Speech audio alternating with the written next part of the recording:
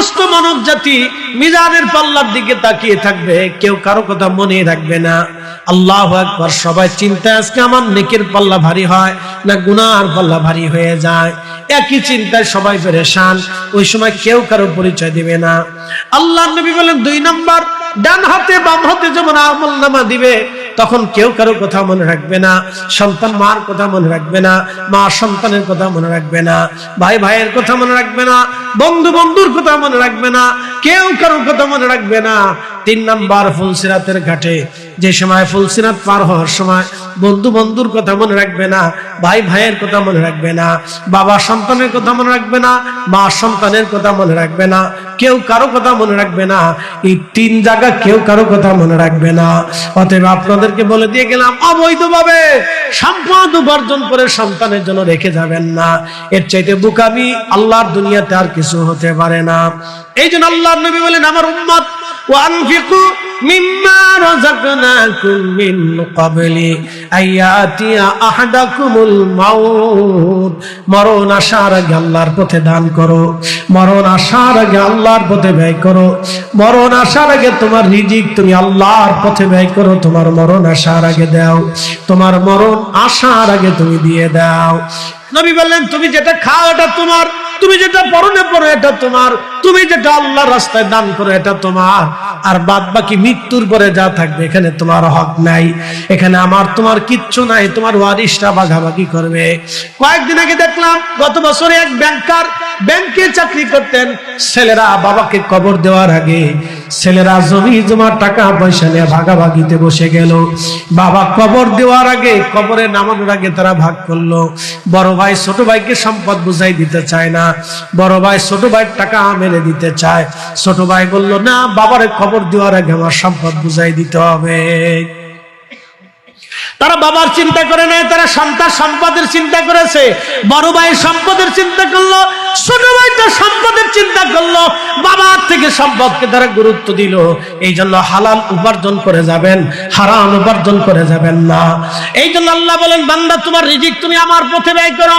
এই মসজিদে যদি আপনি 10টা টাকা দিয়ে যান, এই মসজিদে যদি আপনি 10টা 1000 টাকা দিয়ে একটা টিউবওয়েল বানাই দিয়ে যান, এই মসজিদে রং করার জন্য বা মসজিদ গাঁথার জন্য আপনি যদি 10টা 1000 টাকা দেন, দেওয়ার সময় যদি আপনি বলেন, আল্লাহ আমি এটা আমার মার জন্য, বাবার জন্য, দাদা দাদির জন্য, নানা নানির জন্য আমি একটু রেখে দিয়ে গেলাম।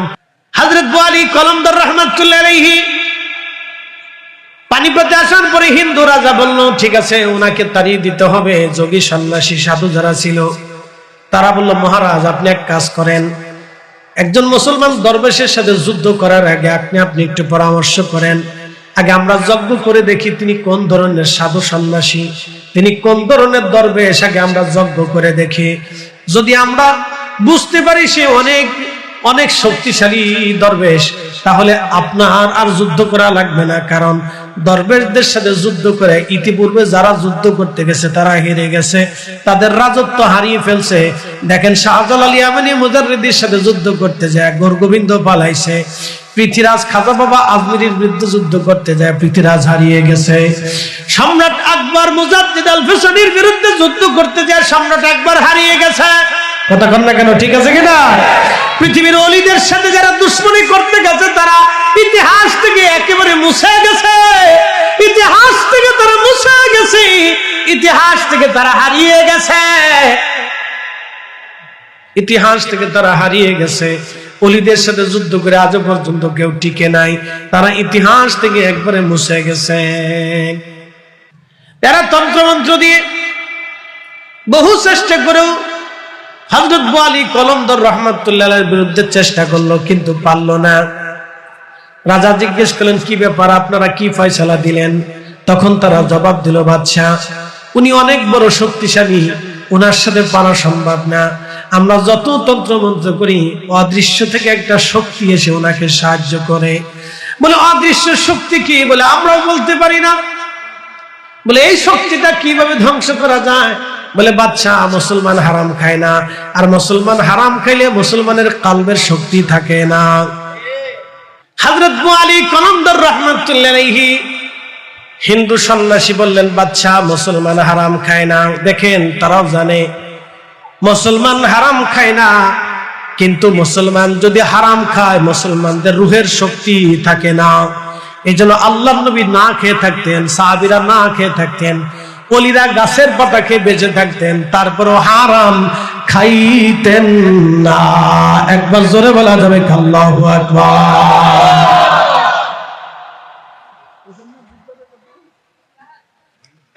বন্ধুরা খুব মনোযোগ দিয়ে কথাগুলি শুনে যান। বোয়ালি কলমদার বাচ্চা ডাক দিয়ে বলতেছে, সাধু সন্ন্যাসী তাহলে বলো তো মুসলমানদের কাছে কি হারাম? বলে মুসলমানদের কাছে শুয়োরের গোশত হারাম। ইয়াউমা ইয়াকুনুন নাসু কাল ফারাশিল মাবসুস, যেদিন মানুষ বিক্ষিপ্ত পতঙ্গের মতো দৌড়াবে, কেউ কারো পরিচয় দিবে না, সন্তান মার পরিচয় দিবে না, মা সন্তানের পরিচয় দিবে না, কেউ কারো পরিচয় দিবে না। আল্লাহর নবী বললেন কিয়ামতের ময়দানে তিন জায়গা কেউ কারো পরিচয় দিবে না। এক নম্বর মিজানের পাল্লায় মা সন্তানের পরিচয় দিবে না, সন্তান মার পরিচয় দিবে না, বাবা ছেলের পরিচয় দিবে না, ছেলে বাবার পরিচয় দেবে না। ঘরে বাইরে মা বোনেরা, মাইকের আমার যত দূরে যায় কথাগুলি শুনে যাবেন। বোন আমার, সৃষ্টির শ্রেষ্ঠ জাত আমরা সৃষ্টির শ্রেষ্ঠ জাত। খুব মনোযোগ দিবেন। আমাদের দেশের কুত্তার কুকুরের বাচ্চা হয়, কোন কুকুরের 3টে 4টে 5টা 6টা 7টা 8টা 10টা পর্যন্ত বাচ্চা হয়, হয় না? কুকুরের বাচ্চা হয়। বলেন তো কুকুর কি বাচ্চা রেখে পালায় যায়? জোরে বলেন, জোরে বলেন, যায়। আমাদের দেশের কিছু নারী সন্তান রেখে দিয়ে অন্য পুরুষের হাত ধরে পালিয়ে চলে যায়। কি মানুষ? মানুষই তো। আহা, শুধু কি নারীর দোষ? শুধু নারীর দোষ না। আমি আপনাদেরকে শোনাই, সিলেট থেকে আসতেছিলাম মাহফিল শেষ করে, দ্বিতীয় সুরমা নদী ব্রিজ, জানুয়ারি রাত 2টা বাজে, প্রচন্ড শীত, কনকনে শীত। শীতের মধ্যে ছেলেরা কম্বল পেঁচিয়ে বসে আছে। দাঁড়াইলাম, জিজ্ঞেস করলাম তোমরা কারা? ওরা বলল আমরা পথ শিশু। বললাম তোমরা পথ শিশু এখানে কেন? বলে আমাদের কোনো ঘর বাড়ি নাই। কোথায় তোমরা থাকো? বলে আমরা যেখানে সুযোগ পাই সেখানে রাত্রি যাপন করি। বলে তোমাদের কি মা নাই? একটা ছেলে বলল হুজুর মা আমাদেরকে ফেলে দিয়ে চলে গেছে। তোমার কি বাবা নাই? বলে বাবা জন্ম দিয়ে চলে গেছে, কোনো খোঁজ খবর আমাদের নেয় না।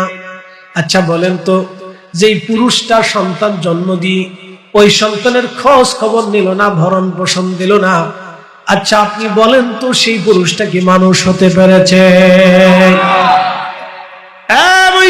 মুসলমান চাঁদপুরবাসী, এটা মুসলমানের কাজ না, এটা তো মানুষই হতে পারে নাই।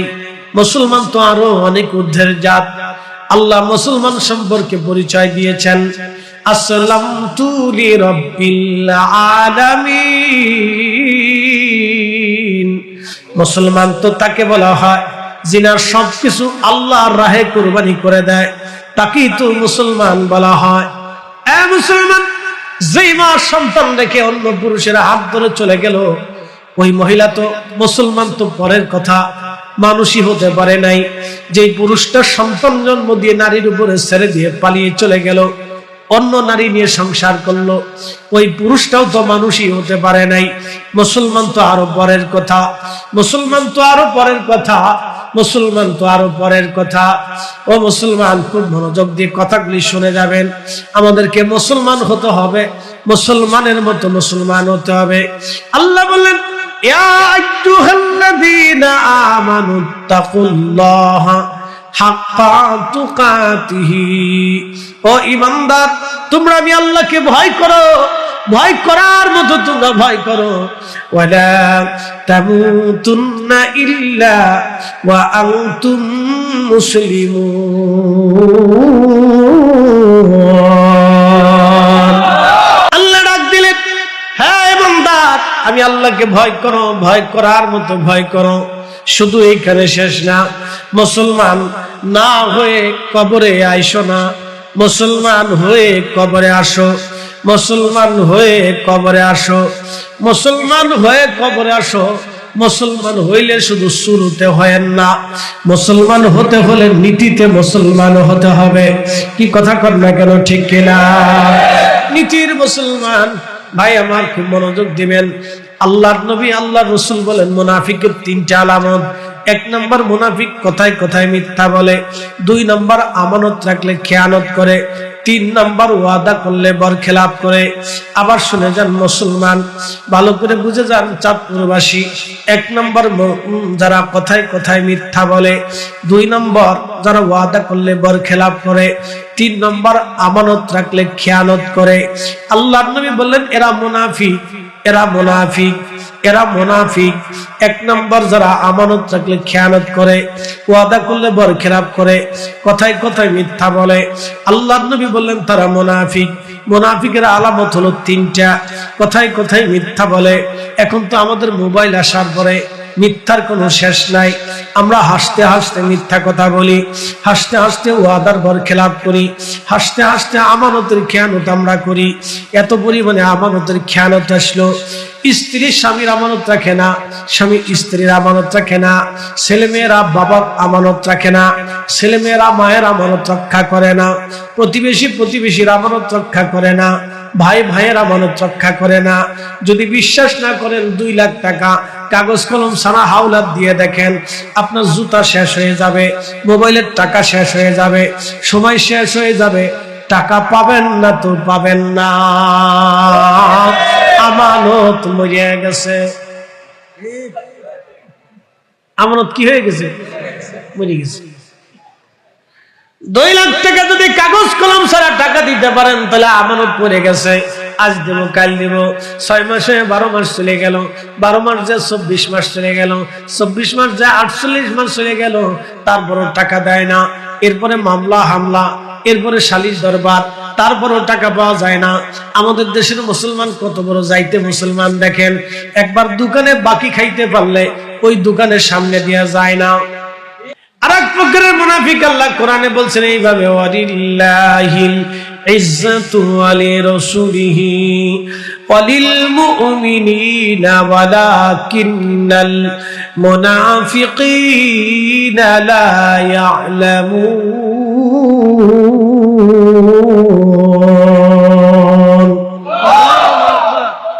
আল্লাহ কোরআনে বলেন, হুজুর ওয়ালিল্লাহিল ইজ্জা, ইজ্জত আমি আল্লাহর জন্য, ওয়ালি রাসূলিহি আমার নবীর জন্য, ওয়ালিল মুমিনিন মুমিনে কামেল আমি আল্লাহর পেয়ারা মেহবুব ওলি বুজুর্গদের জন্য। নবীজি উম্মতকে জানান, যারা মুনাফিক ওরা বুঝে না, যারা মুনাফিক ওরা ওলিদের ইজ্জত দেয় না, যারা মুনাফিক ওরা রাসূল কারীমের সম্মান দেয় না, যারা মুনাফিক তারা আমি আল্লাহর ইজ্জত দেয় না। আল্লাহর শানকে, নবীর শানকে, ওলিদের শানকে যারা ছোটখাটো করে দেখে এবং ছোটখাটো করে বলে এবং প্রিয় নবীজির শান ও মানে ইজ্জতে যারা আঘাত করে, আল্লাহ কোরআনে বলল তারা মুনাফিক, তারা মুনাফিক। মাদ্রাসায় পড়ালো মুনাফিক, ওয়াজ করলো মুনাফিক, টুপি মাথায় থাকলেও মুনাফিক, কোরআন হাদিস পড়লো মুনাফিক, পড়াইলো মুনাফিক, হজ করলো মুনাফিক, যাকাত দিলো মুনাফিক, রোজা রাখলো মুনাফিক। আমি বলি নাই, আমার রব আমার আল্লাহ বলছে তারা মুনাফিক। কথা কর না কেন? কোরআনে রব্বুল আলামিন বলেন, ইন্নাল মুনাফিকিনা ফিদ দারকিল আসফালি মিনান নার। মুনাফিকদের জায়গা জাহান্নামের একবারে নিকৃষ্ট সর্বনিম্ন মারাত্মক জায়গা, যেখানে কাফেররাও জায়গা পাবে না, সেই জায়গা হবে মুনাফিকদের জায়গা। অতএব মুনাফিক থেকে সাবধান, মুনাফিক হওয়া থেকে সাবধান, মুনাফিক হওয়া থেকে সাবধান, মুনাফিক হওয়া থেকে সাবধান। কারণ একবার নাম যদি মুনাফিকের খাতায় লিখে যায়, একবার যদি মুনাফিকদের নাম চলে আসে তাহলে বিপদ আছে, অনেক বড় ভয়াবহ। মুসলমান নিজেও জানে না সে মুনাফিক হয়ে গেছে, মুসলমান নিজেও জানে না সে জাহান্নামের লাকড়ি হয়ে গেছে, খড়ি হয়ে গেছে। হযরত আবু বকর সিদ্দিক রাদিয়াল্লাহু আনহুর ঘরের ভিতরে এক মেহমান গেলেন, সালাম দিলেন, আসসালামু আলাইকুম ইয়া আমিরাল মুমিনিন। সালামের জবাব দিলেন আবু বকর। মেহমান ঘরে ঢোকার সাথে সাথে হযরত আবু বকর প্রদীপ নিভিয়ে ফেললেন, বাতি নিভিয়ে ফেললেন। বাতি নিভাইয়া আরেকটা বাতি জ্বালাইলেন। তখন ওই মেহমান ডাক দিয়ে বললেন, ইয়া আমিরাল মুমিনিন, আগের বাতি বন্ধ করে আরেকটা বাতি কেন আপনি জ্বালাইলেন? বিষয়টা বুঝলাম না। হযরত আবু বকর ডাক দিয়ে বলেন, আগের যে বাতিটা ছিল এই বাতিটা বাইতুল মাল থেকে আমার জন্য বরাদ্দ করা হয়েছিল। আমি যাতে ওই বাতিটা দেখে বাইতুল মালের রাষ্ট্রের কর্মকাণ্ড কাজ বাজ যেন আমি আঞ্জাম দেই। ওই বাতির তেলও বাইতুল মাল থেকে আনা, বুঝেন? ওই বাতির তেলও রাষ্ট্রের অর্থ মন্ত্রণালয় থেকে আনা হয়েছে। এই অর্থ মন্ত্রণালয় থেকে আমার জন্য একটা বাতি বরাদ্দ হয়েছে, একটা চেরাগ বরাদ্দ হয়েছে। ওই চেরাগটা আমি জ্বালাইলাম, চেরাগটা জ্বালাইছি। আমি রাষ্ট্রের কাজ করতেছিলাম, খেলাফতের কাজ করতেছিলাম, কিন্তু তুমি আমার মেহমান, তুমি তো আমার ব্যক্তিগত মেহমান। এই জন্য ব্যক্তিগত মেহমানের সাথে সময় কাটাবো, আমি কেন রাষ্ট্রের চেরাগ জ্বালাবো? রাষ্ট্রের চেরাগ যদি জ্বালাই, কিয়ামতের ময়দানে সেই তেলের হিসাব আল্লাহর দরবারে বুঝাই দিতে হবে। আমি আবু বকর কিয়ামতের ময়দানে এই বিচার নিয়ে আল্লাহর আদালতে দাঁড়াইতে চাই না। এই জন্য আমি আমার নিজের বাতি জ্বালাইয়া তোমার সাথে সাক্ষাৎ করতেছি। একবার জোরে বলা যাবে কি আল্লাহু আকবার? মুসলমান হাজিরিন,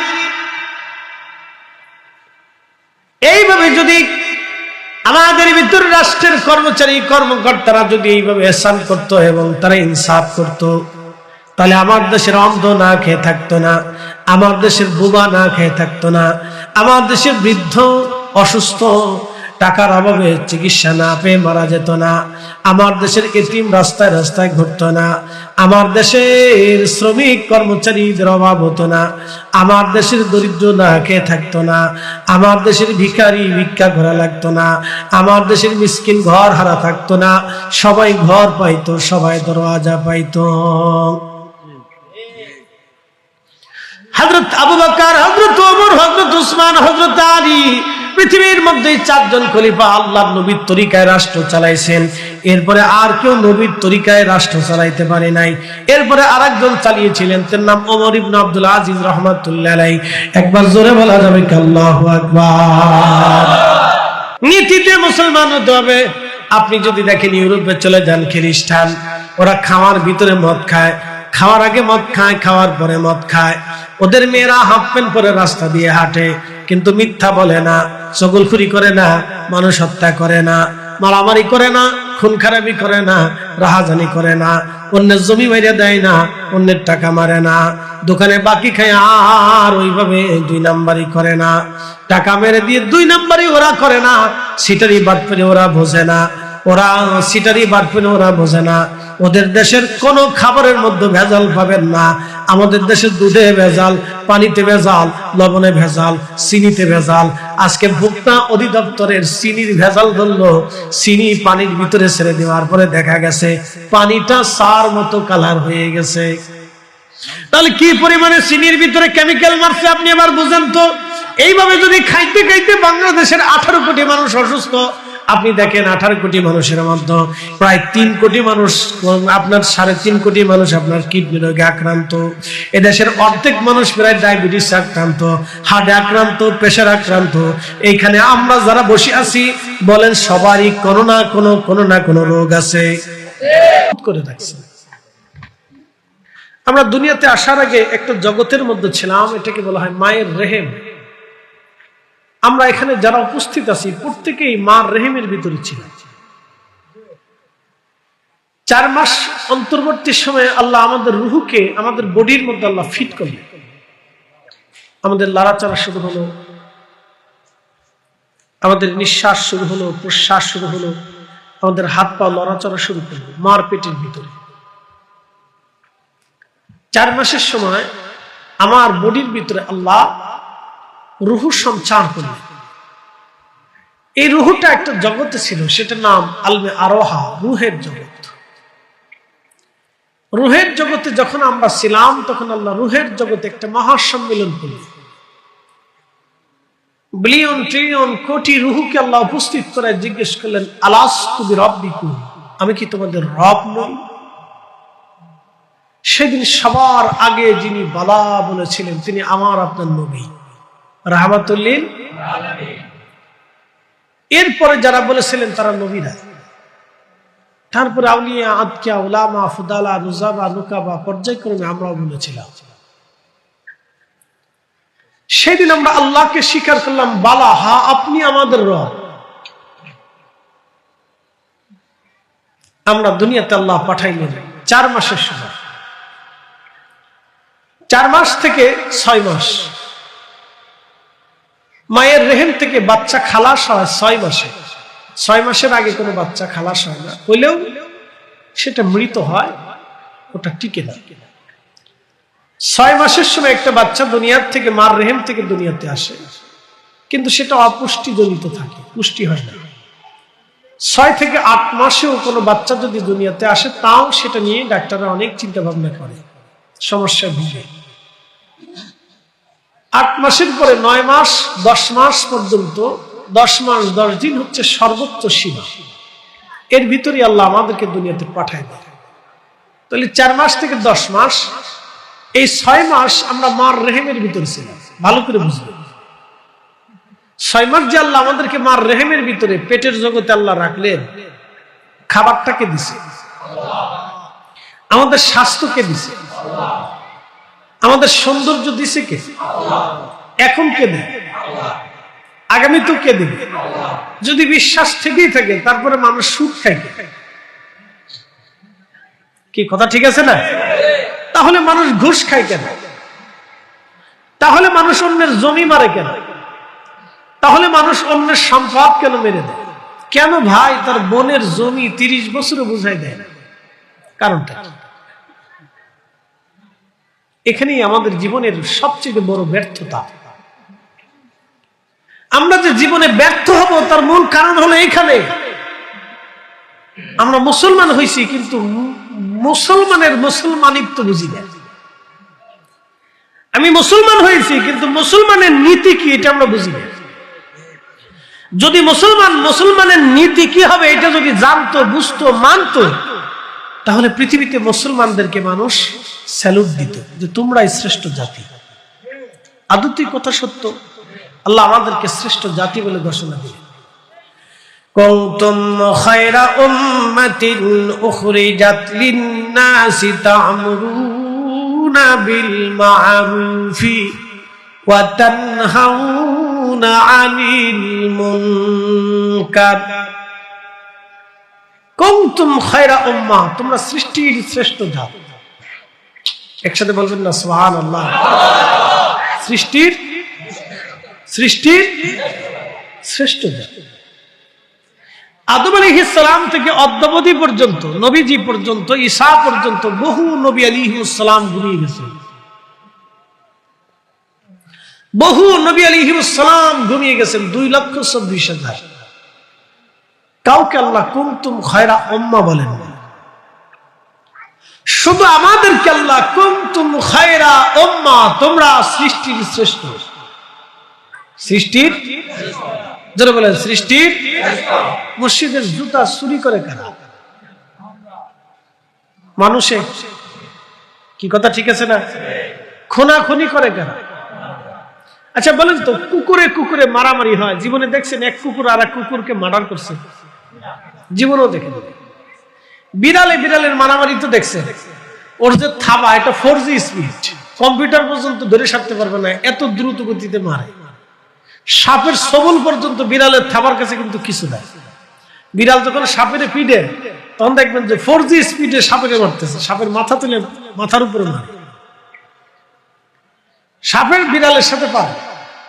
তো ওরাও যখন মারামারি করে, তখন 4G স্পিডে কিন্তু পিটাপিটি করে। ওদের স্পিড কিন্তু ধরা যায় না। কিন্তু দেখছেন রক্ত বের হওয়া, দেখছেন রক্ত বের হওয়া দেখেন। এখান থেকে শিকার আছে। বিড়ালে মারামারি করলো, কিন্তু রক্ত বের হলো না, খুন হলো না। মরুগে মারামারি হয়, এক মোরগ আরেক মোরগের ঠোকায় রক্ত বের হয়, কিন্তু মাগার মৃত্যু হয় না।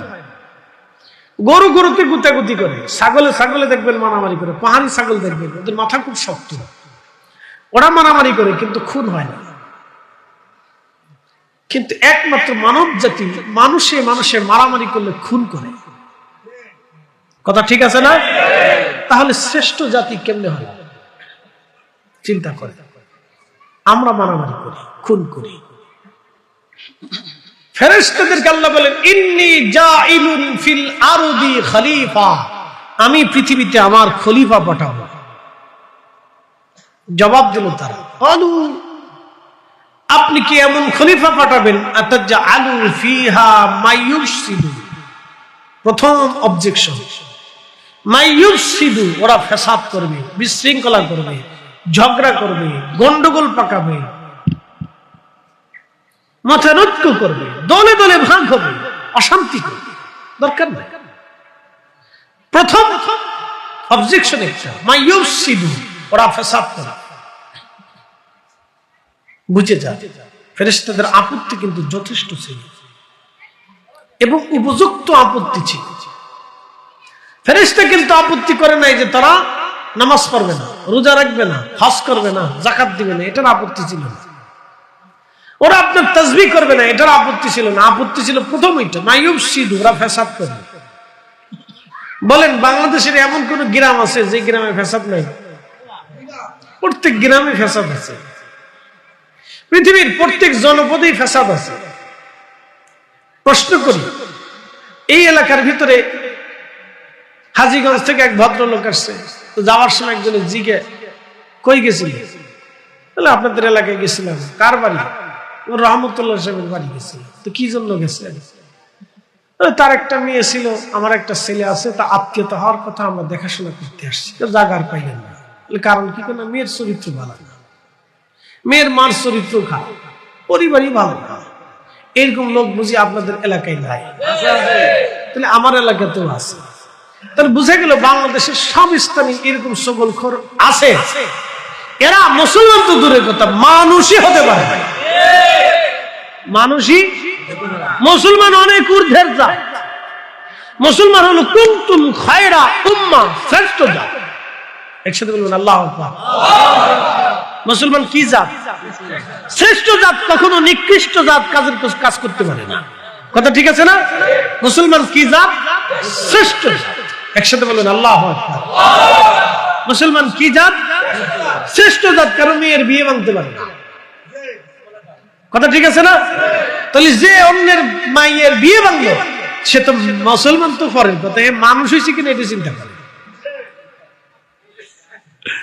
মানুষ হইয়া ভবেতে আসিয়া মানুষের করিলাম কি? আমি নবী না মানিলাম, কি যে ভুল করিলাম।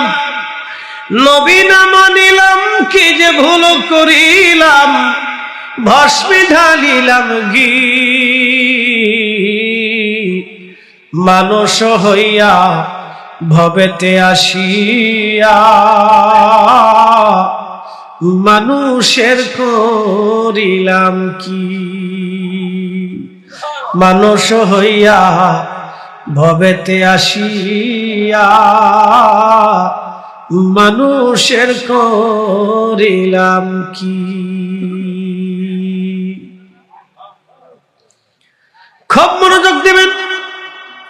আমানতের খেয়ানত করবে মুসলমান, আমানতের খেয়ানত। নবীজি বলেন ওয়াদা করলে বরখেলাপ করবে, কথায় কথায় মিথ্যা বলবে। এরা মুনাফিক, এরা মুনাফিক।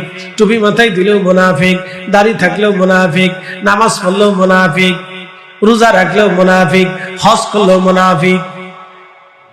বুঝেন না? মনে হয় হাজি হজ করে আসার পরে যদি কথায় কথায় মিথ্যা বলে, আমানতের খেয়ানত করে, আর ওয়াদা করলে বরখেলাপ করে, তাহলে হাজি কি আর হাজির জায়গায় আছে না মুনাফিকের জায়গায় চলে গেছে? মুনাফিকের জায়গায় চলে গেছে। হাজির হজগিরি শেষ। আমাদের দেশে কিছু হাজি আছে মারাত্মক হাজি, বাপরে বাপ। শয়তানদের যে পাথর মারার জন্য জমানতে যায় পাথর মারে, চিন্তা করে আজকে শয়তানদের পাইছি। তো শয়তানও চিন্তা করে দেখি আজকে আমার পাথর মারে কেডাই কেডাই।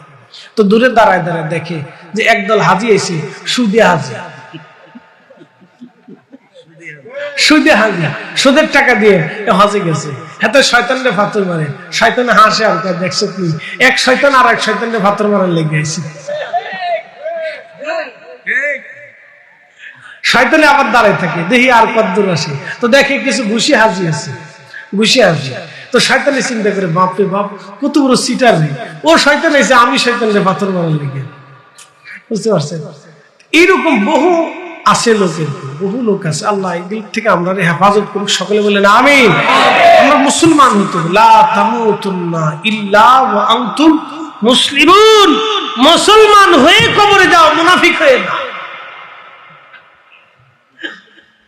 আল্লাহর নবী বলেন আমার উম্মত মুনাফিকের তিনটা আলামত, কথায় কথায় মিথ্যা বলে, ওয়াদা করলে বরখেলাপ করে, আমানত রাখলে খেয়ানত করে।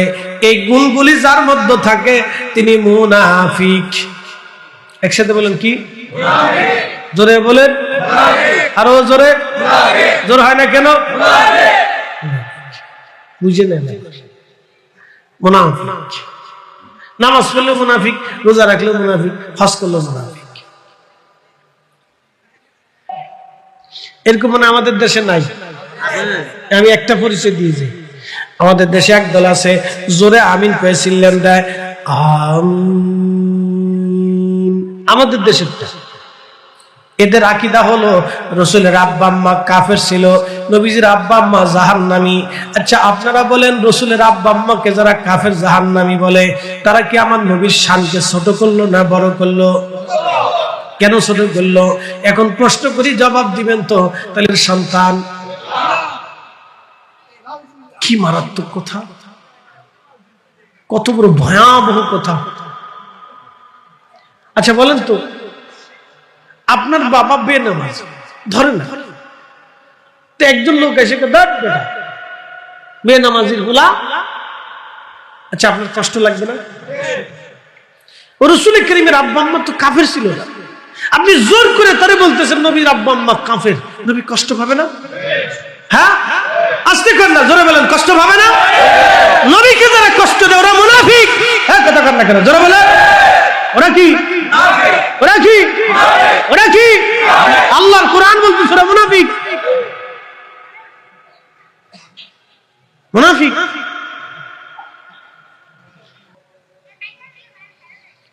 মুনাফিক, কথায় কথায় মিথ্যা বলে মুনাফিক, ওয়াদা করলে বরখেলাপ করে মুনাফিক, আমানত রাখলে খেয়ানত করে মুনাফিক, রাসূল কারীমের শানকে, আল্লাহর ইজ্জতকে, আউলিয়া কেরামের শান ও মানকে হানি করে, খাটো করে মুনাফিক। আল্লাহর নবী বলছেন, উম্মত নতুন নতুন উলামা তৈরি হবে, পূর্ববর্তী উলামাদেরকে গালি দিবে, নির্বোধ বলবে, বোকা মনে করবে। পূর্ববর্তী আলেমদেরকে নির্বোধ এবং বোকা মনে করবে। তোমরা তখন মনে রাখো, আল্লাহর আকাশ থেকে তখন বৃষ্টি বন্ধ হবে, জমিনের শস্য নষ্ট হবে, দুর্ভিক্ষ আসবে, ভূমিকম্প আসবে, মহামারী আসবে, এমনকি আল্লাহর আকাশ থেকে পাথর নিক্ষিপ্ত হতে পারে। মুনাফিক, খুব সাবধান, এগুলি থেকে আপনারা সতর্ক থাকবেন। আল্লাহ তৌফিক দিক, সকলে বলেন আমিন। মাকালের ফল দেখতে ভালো, উপরে লাল নীল ভিতরে কালো। মাকালের ফল দেখতে ভালো, উপরে লাল নীল ভিতরে কালো।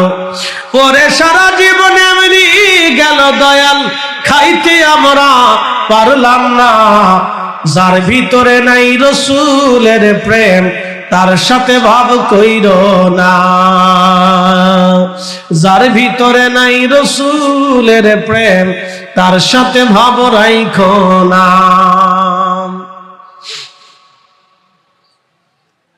আল্লাহর নবীর সাহাবী এবং প্রিয় নবীজিকে যারা সম্মানকে ছোট করে দেখে তারা মুনাফিক, ওলিদের শানকে যারা ছোট করে তারা মুনাফিক, আল্লাহর ইজ্জতের চাদর ধরে যারা টানে তারা মুনাফিক। আমি বলি না, আল্লাহ বলেছেন। কথায় কথায় যারা মিথ্যা বলে তারা মুনাফিক, আমানত রাখলে খেয়ানত করলে মুনাফিক, ওয়াদা করলে বরখেলাপ যারা করে তারা মুনাফিক। আল্লাহ এই মুনাফিক থেকে আমাদেরকে বাঁচায় রাখুক, জোরে বলেন আমিন। মুনাফিকের জায়গা কোন জায়গা? জাহান্নামের একেবারে নিকৃষ্ট, নিম্নতম, কঠিন জায়গায় মুনাফিকদের জায়গা হবে, যেখানে কাফেররা পর্যন্ত পাবে। কাফেরদের থেকে ভয়াবহ আযাব হবে মুনাফিকদের। এই জন্য সবসময় দোয়া করবেন যে আল্লাহ নেফাক থেকে যেন বাঁচায় রাখে, নেফাকি থেকে যেন, মুনাফিকি থেকে যেন আল্লাহ আপনার হেফাজত করে, মুনাফিকি থেকে যেন আল্লাহ বাঁচায় রাখে, এবং শিরিক থেকে যেন আল্লাহ বাঁচায় রাখে। দুইটা দোয়া করবেন, আল্লাহ শিরিক এবং নেফাক থেকে তুমি আমাকে বাঁচাইও, শিরিক এবং নেফাক থেকে তুমি আমাকে বাঁচাইও আল্লাহ, শিরিক এবং নেফাক থেকে তুমি বাঁচাইও আল্লাহ। আমি আপনাদেরকে সতর্ক করার দায়িত্ব, বুঝা না বুঝা, মানা না মানা, সেটা আপনার ইচ্ছা। তো মুসলমান হতে হবে, কি হতে হবে? মুসলমান। আমরা যেটা মুসলমান, এটা মুসলমানের কাতারে পড়ে না, মুসলমানের কাতারে পড়ে না। হাসান বসরি রাহমাতুল্লাহ আলাইহি ছিলেন হযরতে ইমাম হুসাইন রাদিয়াল্লাহু আনহু জামানার আলেম। ওনার মুরিদান ছাত্রদেরকে নিয়ে উনি বসে বসে জিকির করতেছেন। তো মুরিদের জিকির দেখে হাসান বসরি রাহমাতুল্লাহ আলাইহি বললেন, ও আমার সন্তানরা, তোমাদেরকে যদি সাহাবীরা দেখতো তাহলে তোমাদের মুসলমানই মনে করতেন। বলে, হুজুর কারণ কি? বলে, তোমাদের এই জিকিরে ইবাদতে সাহাবায়ে কেরাম সন্তুষ্ট হতো না। সাহাবীরা যেইভাবে আল্লাহকে খুশি করতো, রাজি করতো, তার কিঞ্চিত তোমরা পারো নাই। ওই জমানার মুসলমান যদি না পারে তাহলে আমাদের অবস্থা আরো ভয়াবহ, কঠিন ভয়াবহ। আল্লাহ রাসূল বলেছেন, আমার উম্মত কিয়ামতের পূর্ব সময় যখন ফিতনা ছড়িয়ে যাবে, ওই সময় যদি আমার সুন্নতকে কেউ আঁকড়ে ধরে রাখে তাহলে 100 শহীদের সওয়াব। আজকে হয়ে গেল না? জোরে বলেন। কত শহীদ? জীবনে একটা শহীদ হইতে পারবেন? আমাদের দেশে তো রাস্তার কোনাত মারামারি করে মরে গেলে শহীদ হয়ে যায়, মানে শহীদ গাছে ধরে না, এইভাবে শহীদ হয় না, এগুলো শহীদ হয় না, এগুলো বলে সাম্প্রদায়িকতা। আপনি দুই দলে মারামারি করে একজন মরে গেছে, নাম দিচ্ছে শহীদ হয়ে গেছে, এইভাবে শহীদ হয়? কেডাই কইছে শহীদ? শহীদ কি গাছে ধরে যায়? এইভাবে কোন শহীদ হয়? এগুলো সাম্প্রদায়িকতা। আল্লাহ রাসূল বলছেন, যে মারতে যাবে সেও জাহান্নামে, যে মারা যাবে সেও জাহান্নামে। বলে, এটা কেমন? দুইজনই মারামারি করছে এবং দুইজনই মারামারি করতে উদ্বুদ্ধ হয়েছে। জমি নিয়ে মারামারি, দল নিয়ে মারামারি, এলাকা নিয়ে মারামারি, গ্রামে গ্রামে মারামারি।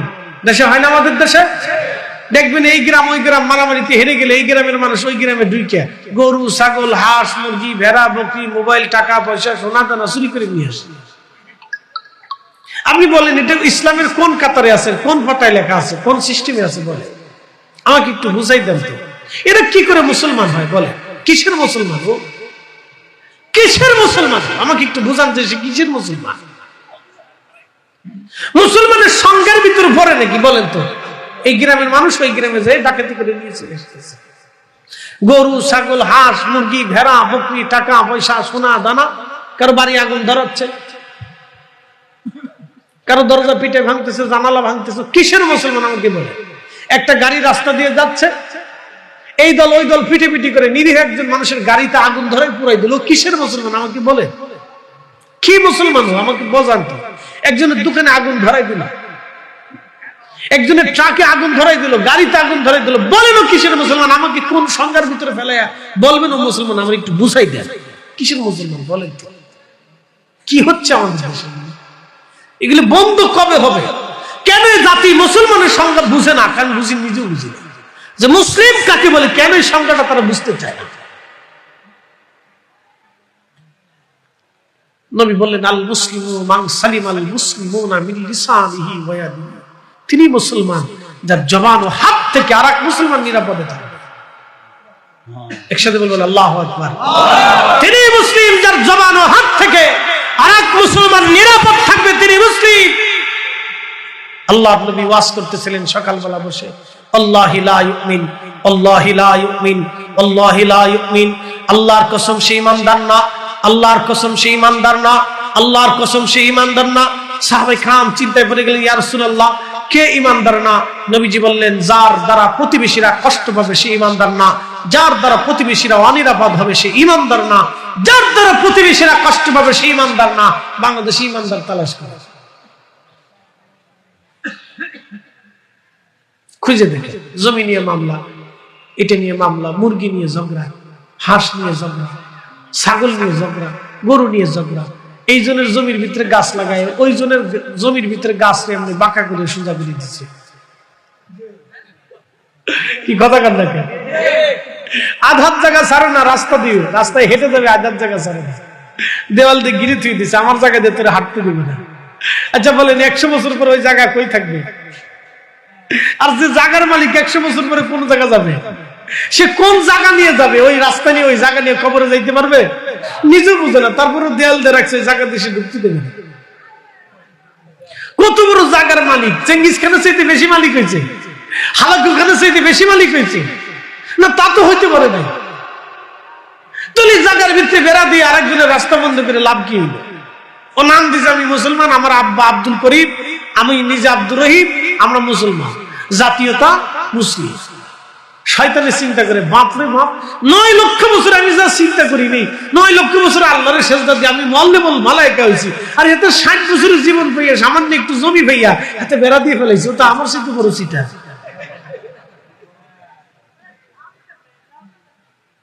মুসলমান হতে হবে, নীতিতে মুসলমান হতে হবে, নীতির মুসলমান হতে হবে। খালি সুরতে মুসলমান হলে হবে না, নীতিতে মুসলমান হতে হবে। আল্লাহ কোরআনে বলেন, ইন্নাল্লাহা ইয়া'মুরু বিল আদলি ওয়াল ইহসান।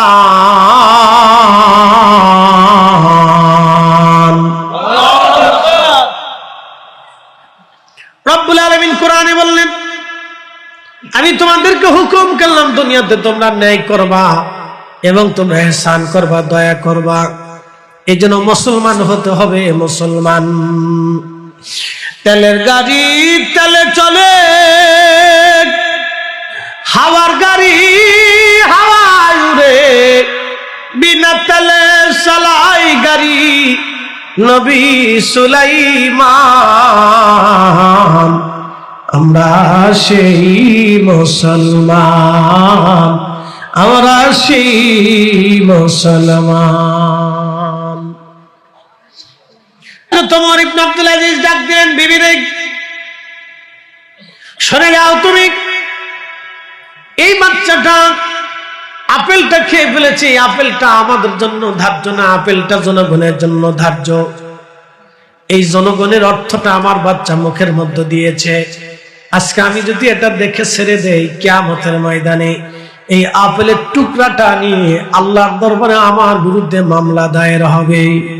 কিয়ামতে আল্লাহর দরবারে মামলায় শরমবার থেকে দুনিয়াতে আমার বাচ্চা কষ্ট পাক, তাতে আমার কোনো দুঃখ নাই। একবার জোরে বলা যাবে কি আল্লাহু আকবার? না, চিৎকার করে বলেন আল্লাহু আকবার। আমার দেশে ছাগলের ঘরে ছাগল 15 লক্ষ টাকা দিয়ে ছাগল কিনে কুরবানি দিতে গেছে, 7-8 টাকা। কি কথা কর লাগে, কয় লক্ষ টাকার ছাগল? ওর বাপের জন্মে জীবনে 15 লক্ষ টাকা চোখে দেখতো যদি ঘুষ না খাইতো। কি কথা কর লাগে, 15 লাখ টাকা দিয়ে ছাগল কিনে কুরবানি দিতে গেছে। ও তো সিটার চিন্তা করতে পারছে, শয়তানে চিন্তা করে, বাপ আমর চাইতে তুই বড় শয়তান ওরা। ভাই তো বুঝাটা জরুরি, বুঝতে কাদেরকে বুঝাবেন বলেন তো? বুঝা জরুরি।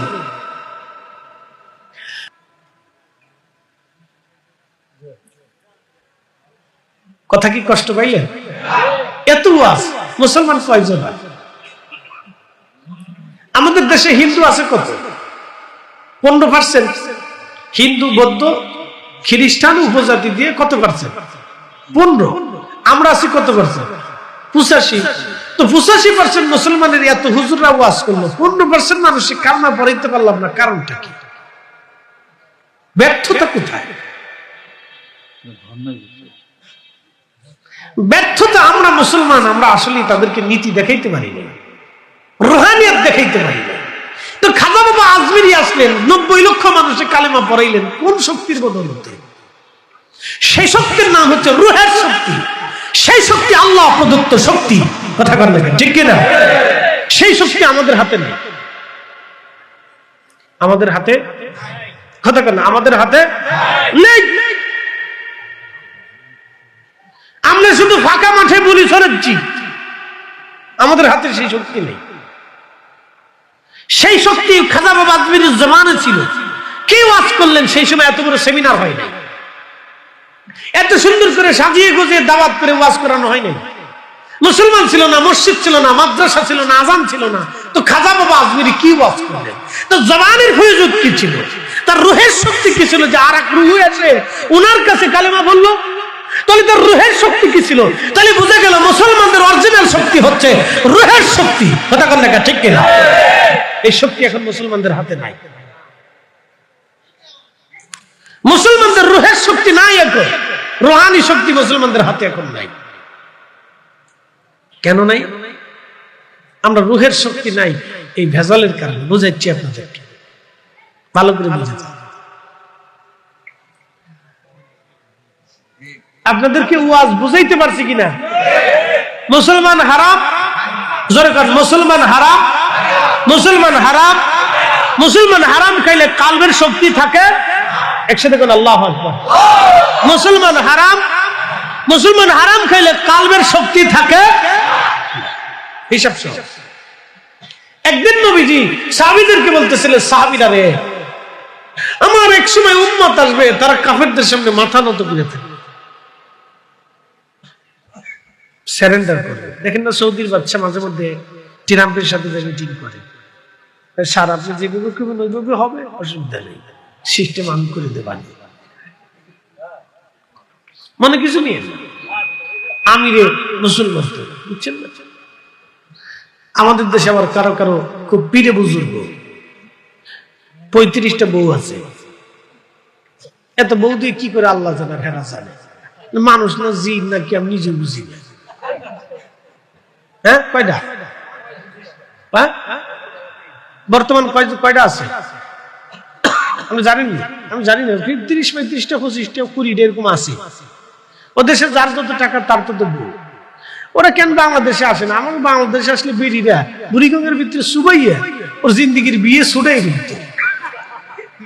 আমরা বাঙালি বেটিকে পাল্লায় পড়লে ওর বাটাম চালান দিয়ে সোজা করে ফেলতেছে, তোর বিয়ে করাচ্ছি গোলামের দ্বারা।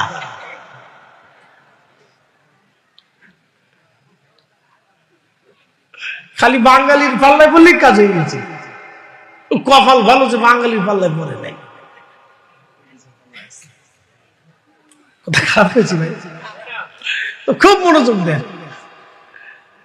আমরা বেডিরা কিছু পারুক আর না পারুক, আমাদের দেশের মহিলাদের একটা গবেষণা আছে। আমাদের দেশের মহিলাদের আর কোনো, এরা গবেষণা করে ওষুধও বানাইতে পারে না, এই নতুন প্রযুক্তি বানাইতে পারে না, কিন্তু একটা গবেষণা এদের আছে, কেমনে ক্লিক মারা যায়, জগরা কেমনে পরিবারে বাঁধানো যায়। আমরা বেডিদের এই গবেষণা খুব মারাত্মক। কি কথা খারাপ হয়েছে ভাই? এছাড়া আমাদের দেশের বেডিরা আর কিচ্ছু পারে না।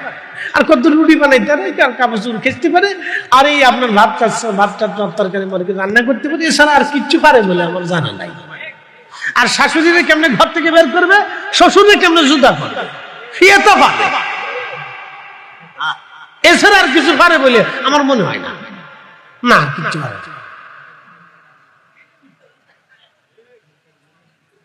ইরানের দিকে তাকায় দেখেন, ইরানি জাতিরা আজকে সারা পৃথিবীর সাথে টেক্কের দিয়ে অস্ত্র বানায়, ওদের নারীরা অস্ত্র বানায়।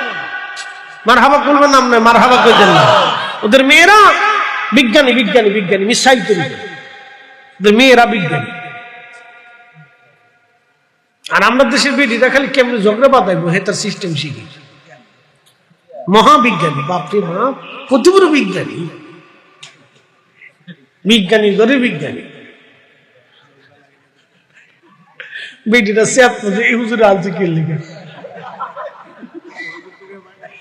আজকে কমিটির দফা শেষ, বাদ গেলে খাওয়ান নসিবে আছে কিনা আল্লাহ জানে, মাথায় দিয়ে গেল।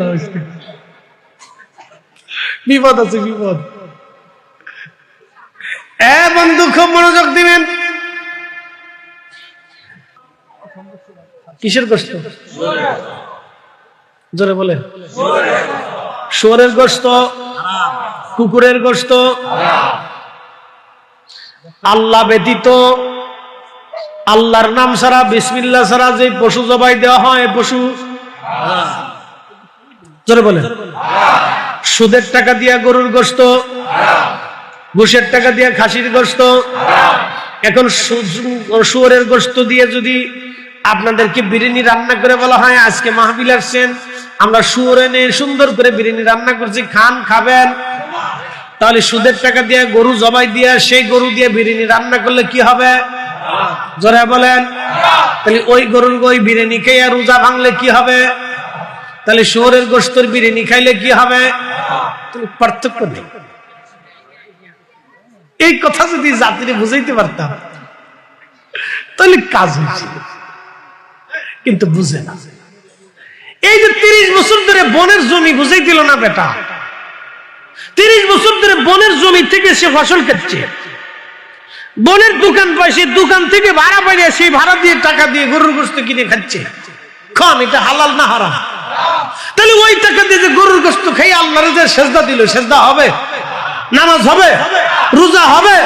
ওই টাকা দিয়ে হজে গেল, হজ হবে? ওয়াজ তো সুজা, ওয়াজ তো সহজ, ওয়াজ তো সহজ ওয়াজ। এই ওয়াজরে না আমরা জটিল বানাই ফেলছি। হিসাব কিন্তু সহজ। এই জন্য বোনেরটা বোনের বুঝাই দেন, ভাইটা ভাইরে বুঝাই দেন, ভাতিজারটা ভাতিজারে বুঝাই দেন, যার যারটা তাড়াতাড়ি সুন্দর করে বুঝাই দেন। কোনো ঝামেলা নাই, কোনো ঝগড়া নাই, কোনো অসুবিধা নেই, আপনার মাল ফেরেশ থাকে। একটা কথা আপনাদেরকে বুঝাই দিয়ে যায়, ভাই আমার অন্তত দয়া করে নিজের সম্পদ অবৈধভাবে উপার্জন করে সন্তানের জন্য রেখে কবরে যায় না। এর চেয়ে বুকামির কাজ দুনিয়াতে আর কিছু করে যায় না। এই শাস্তিটা আপনাকে বহন করতে হবে যুগের পর যুগ, যুগের